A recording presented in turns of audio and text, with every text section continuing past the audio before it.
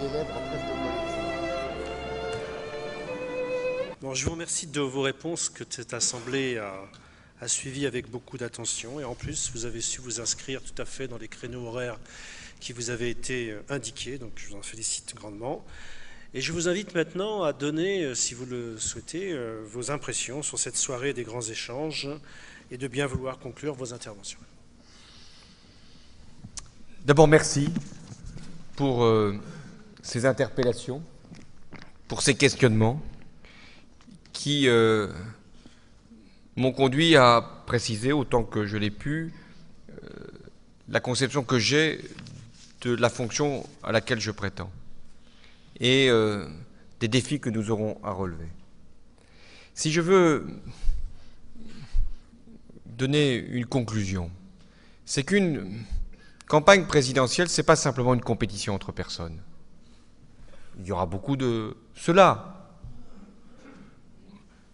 L'un dira qu'il est président et qu'il a donc reçu la formation appropriée. Il sera dit de l'autre qu'il n'a même pas été ministre. Comme si, quand je regarde la composition des gouvernements depuis 10 ans, je ne serais pas plus cruel, je me dis que ma condition est quand même plus élevée, mais c'est à démontrer. Bien sûr que ce sera une compétition personnelle qui est capable, donne conviction, une sincérité suffisante pour entraîner le pays. Mais c'est d'abord une élection présidentielle, un enjeu de société, une affaire collective dont le pays doit s'emparer. Ce n'est pas une joute. Il y a des éléments de clivage qu'il faut reconnaître. Il y aura des choix qui vont engager la nation pour longtemps. Il y aura sûrement des conséquences très importantes pour notre protection sociale, pour nos valeurs, pour notre école. Et si on ne dit pas la hauteur des enjeux, alors on sera dans la médiocrité des débats, dans la facilité, dans le mensonge, dans la réduction du grand sujet à de médiocres intérêts. Donc c'est une affaire collective. Je ne gagnerai que s'il y a un mouvement collectif. D'ailleurs, les grandes victoires de la gauche, si je m'arrête à 1980, 1990, même 1997, c'était un autre contexte, les grandes victoires ont toujours été précédées de mouvements. Il faut qu'il y ait du mouvement. Si la société est inerte, franchement, la gauche ne pourra pas être elle-même dynamique. Deuxième conclusion, c'est qu'une élection, c'est un clivage. Il y a un choix. Et donc, il y a une séparation à un moment du pays. Et pourtant, le rôle du président de la République, tel que je le conçois, c'est de rassembler, c'est d'unifier, c'est de réconcilier, c'est d'apaiser. Même à un moment où c'est particulièrement âpre, difficile, le rôle du président, ça sera d'élever le pays, de le respecter. Et c'est pourquoi j'ai fait cette distinction entre le mode d'exercice de la fonction présidentielle et celui que je revendique pour le pays. Et ça ne veut pas dire de ne pas faire de choix. Vous dites, ah oui, si vous voulez rassembler, c'est que vous voulez toujours le compromis, si vous voulez toujours qu'on trouve l'équilibre. Non! Il faudra faire des choix et en même temps permettre que chacun soit respecté, soit élevé, soit honoré. Ça, c'est ma conception de l'élection, du président de la République. Le président de la République, ce n'est pas un homme ou une femme qui sépare, qui stigmatise, qui divise. Ça doit être celui ou celle dans lequel le pays se reconnaît, même s'il n'a pas voté pour lui. Troisième élément de conclusion. J'ai mis la jeunesse au cœur de mon engagement, parce que je considère que la transmission générationnelle est l'élément le plus décisif. Et c'est pourquoi j'ai tant insisté ce soir sur l'école de la République. Ce n'est pas simplement une affaire de moyens, ce n'est pas simplement une affaire d'effectifs. C'est ce qui unit le pays, justement. C'est ce qui peut lui donner confiance. Ça ne veut pas dire que tout passe par l'école. Et on fait quelquefois peser sur l'école une des responsabilités qui ne sont pas les siennes. Mais c'est aussi par là que ça passe. Et je veux que cette génération qui arrive là, qui a moins de 20 ans aujourd'hui, vive mieux. En 1980, c'était changer la vie.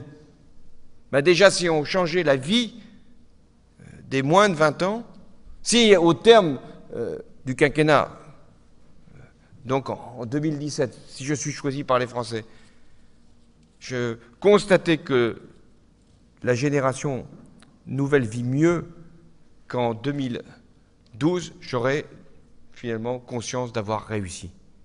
Si vous faites cet exercice pour le président sortant, je ne suis pas sûr qu'il arrivera à bon port. Mais ce qui compte pour moi, c'est non pas d'être à la tête d'un navire, je me méfie, je vous l'ai dit, de ces métaphores de navigation, mais ce qui compte, c'est de pouvoir emmener une génération vers le progrès. Je vous ai parlé du progrès, parce que c'est ça la grande idée. Si la République ne porte plus le progrès, la République sera menacée dans son essence même. Et moi, je suis un républicain. Et un républicain, il doit porter le progrès. François Hollande, merci de votre participation. Alors il me revient, c'est la tradition, en tant que président de l'association et grand maître, de vous dire ces remerciements, mais ces réunions ne peuvent avoir lieu que grâce à nos loges, je dois le dire. Et je veux dire ici le respect et la gratitude que j'ai pour les frères qui se sont engagés. Alors je dis les frères parce qu'à Lorient, je vois peu de sœurs. Et c'est un sujet sur lequel on pourrait ici gloser. Mais les frères qui se sont engagés ici l'ont fait sans aucune retenue, avec, je dois le dire aussi, un talent qui a peut-être aiguisé le vôtre que l'on connaissait déjà.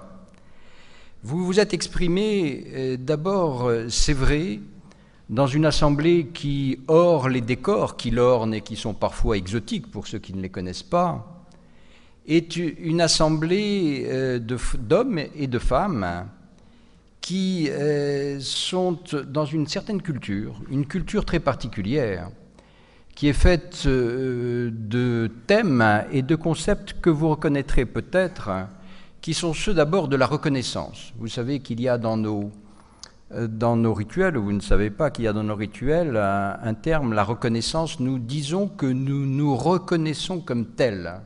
Et ce thème de la reconnaissance, reconnaître l'autre, qui est l'un des fondements de notre engagement, est quelque chose de très important, parce que si vous avez évoqué toutes ces difficultés que nous vivons à l'heure actuelle, en particulier dans les banlieues, en particulier et surtout, bien sûr, avec la jeunesse, qui est aussi une de nos préoccupations, c'est qu'il y a là toutes des franges de population qui ne sont pas reconnues comme telles et à qui on donne des a priori, des descriptions qui sont des descriptions, qui éventuellement les fixent dans des caricatures où ils ne se reconnaissent pas eux-mêmes.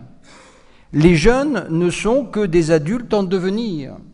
Et nous essayons de dire que ce sont les acteurs de la société actuelle.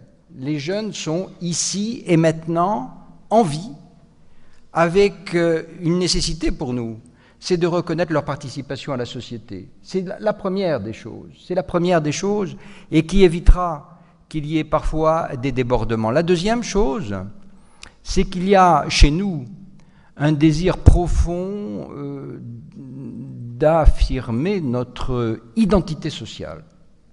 Ce terme d'identité sociale qui est dans la recherche des révoltes au-delà de la Méditerranée, c'est aussi la recherche d'une légitimité que l'on retrouve à l'intérieur de la République, que l'on devrait retrouver à la République, et qui est souvent niée à l'heure actuelle. Le citoyen, vous l'avez dit, mais nous l'affirmons ici, disparaît devant des impératifs. Et ça, c'est une des problématiques de la laïcité. Parce que c'est vrai qu'on a entendu dire qu'il y avait des cléricatures et que certaines cléricatures étaient plus légitimes que d'autres, qu'il y avait un certain nombre de spiritualités qui étaient plus légitimes que d'autres. On oublie que Jean Jaurès, en 1885, disait déjà que la plus grande chose qu'il y a au monde, c'est la liberté souveraine de l'esprit. L'esprit ne se mesure pas à l'aune des religions, et quand l'on dit que l'instituteur est moins légitime peut-être dans la société que le religieux, on peut se poser un certain nombre de questions, mais d'autres questions arrivent qu'on n'a pas trop évoquées. C'est celle d'autres cléricatures qui sont les cléricatures de l'argent. Et quand l'on voit dans certains pays, en Italie, M. Monti, pour ne pas le nommer, en Grèce, M. Papademos, à la BCE, des hommes qui sortent de chez Goldman Sachs, on peut le dire, qui ont été des salariés pendant longtemps d'une banque qui pourtant s'est trouvée à l'origine de notre crise, on est quand même fondé à se poser un certain nombre de questions sur ces cléricatures maintenant qui font de l'argent une mystique. On ne l'a pas peut-être suffisamment évoqué ici. Remettre l'argent au rôle d'outil et non pas de fin, c'est quelque chose qui nous tient à cœur et qui nous oblige parfois de sortir des discours qui sont des discours qu'on nous dit utopiques, simplement parce que nous sommes dans une obligation de système qui nous contraignent et où la liberté que vous avez évoquée est parfois la dernière des choses.